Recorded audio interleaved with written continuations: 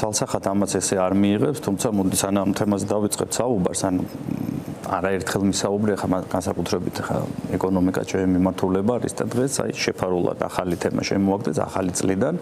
განსაკუთრებით ქართული ოცნების ამომრჩეველს მინდა რა მივმართო წეველები არიან ალბათ ძირითადად ხა განსაკუთრებით ვინც არ ეწევა და ალბათ ისიც ეწევა ხა ვით კორუფციაში არის ჩართო და 3 ლარით გაგიძვირდებათ და დამერწმუნეთ რომ ეგეთ რთული საშუალებელი იქნება თქვენ სკოლობს ან წარმოდგენილი გაქვთ ანუ ამ ძიმე ვითარებაში კიდე რა რთული არის ანუ მე მესმის ძალიან კარგი საერთოდ შეზღუდონ ანუ გაძვირება ხა რას ნიშნავს როდესაც ესეთი და საერთოდ ამაზე ხა აქცენტი არ გაკეთებულა და არც პროდუქციაზეც გამოიწვევს ფასის და ეხლა სხვა პროდუქციას არ მინდა შევხო უბრალოდ დღეს ფაქტი რაც ხდება იმაზე ვსაუბრობ რომ ნუ გადაიფარა ანუ რაღაც აქეთ ჩართულები ვართ აქეთ რაღაც ხდება ანუ ქართული ოცნება ერთი დაპირებით მოვიდა მაგრამ მეორე დაპირებით მიდის ფაქტიურად გაათმაგებული არის ბოლო 13 წლის განმავლობაში ფასები და ნახონ რომ რა ფასი იყო პირობითად 2012 წელს ერთი კოლოფი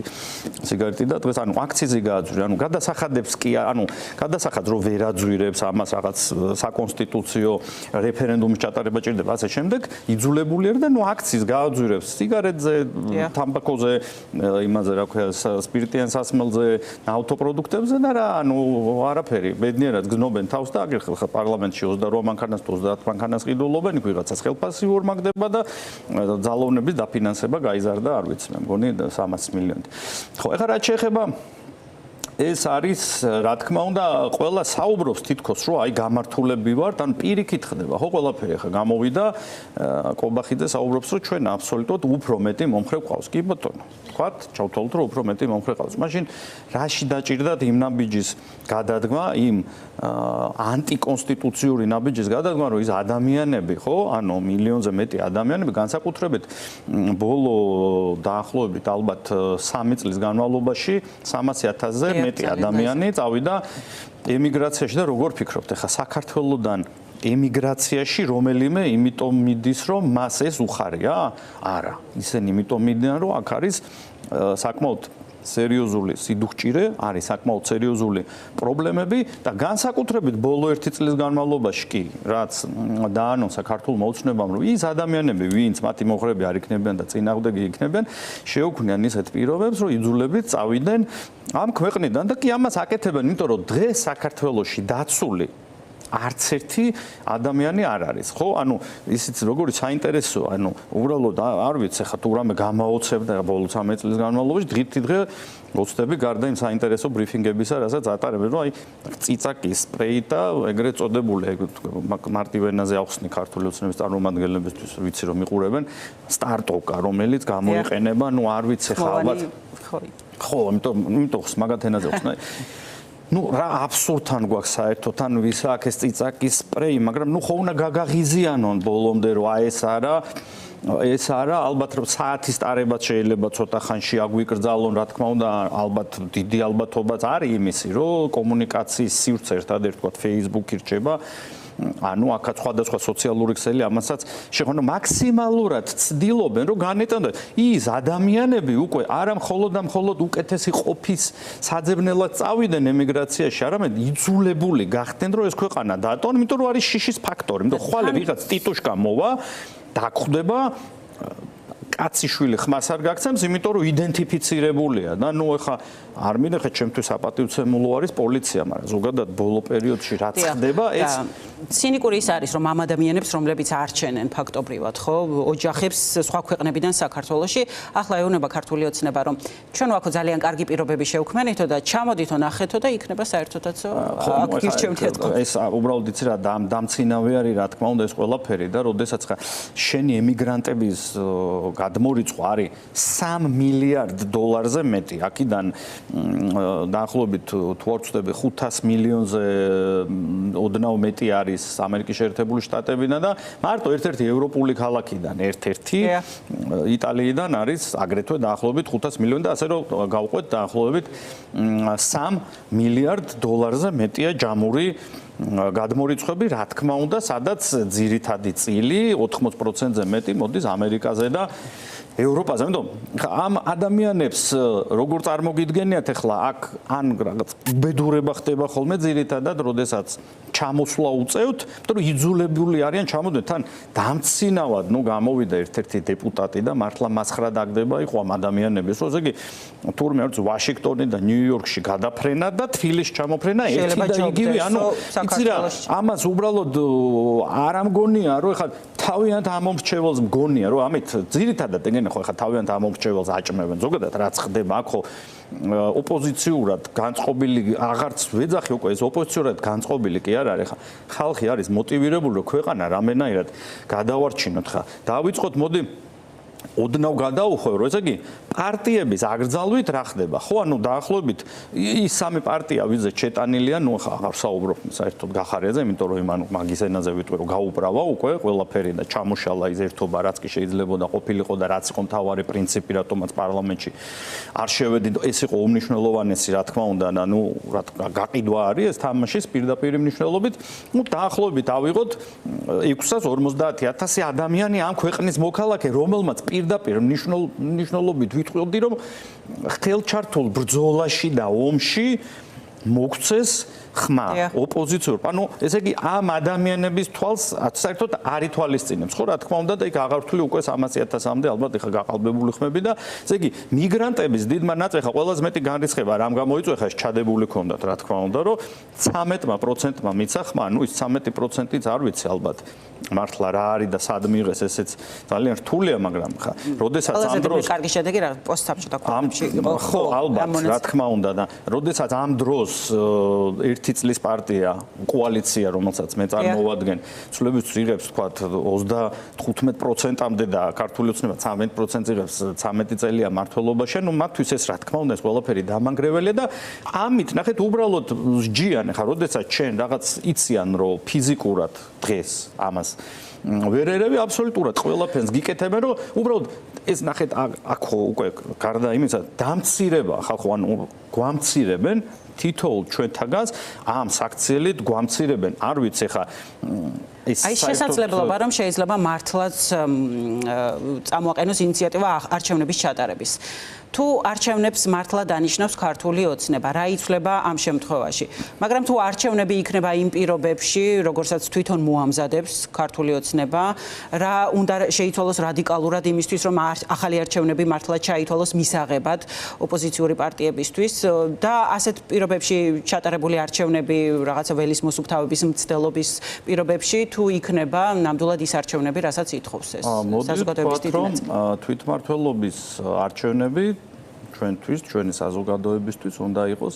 ლაკმუსის ქაღალდივით, იმიტომ რომ სწორედ ის გააკეთა, რაც უნდა. ანუ შესაბამისად რასთან მივდივართ, რომ აი იგივე ოპოზიციური პარტიები და მის მონაწილეობა მიიღოთ, თითქმის გაიღეს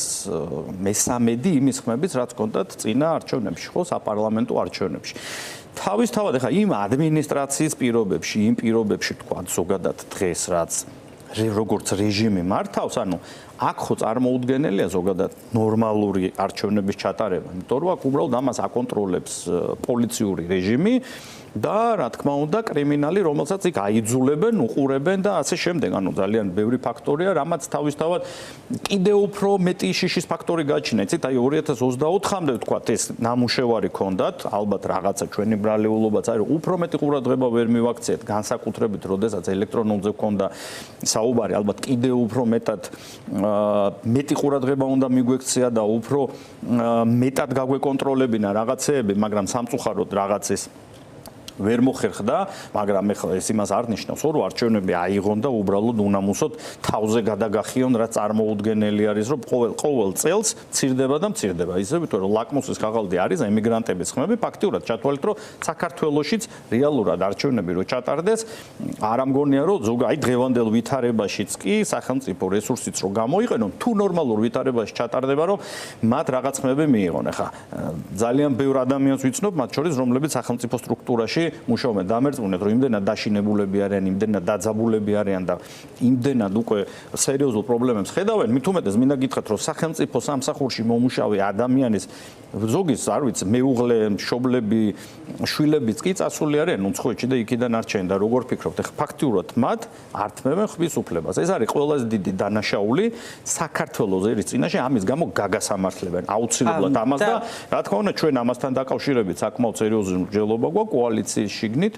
ჩვენ რაღაც ქმედით ნაბიჯებს აუცილებლად გადავდგავთ და თითოეულ რა იგულისხმება ამ ქმედით ნაბიჯებში? ცალკე კოალიციის თუ რაღაცა კონსტიტუციური არის და არა ჩვენ ვართ ყველასთან კოორდინაციაში მინდა იცოდეთ რომ ჩვენი მთავარი მიზანი იმ დღიდან რაც ჩვენ არჩევნები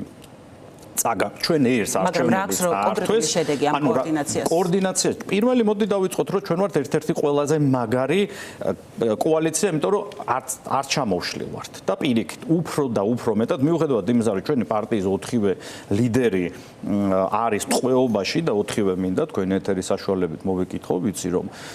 მისმენენ და დარწმუნებული ვარ რომ ძალიან მალე გამოვლენ. იქ ხა ციფრების რახარუხია ხო პირდაპირ მნიშვნელობით ხა 15 წლიან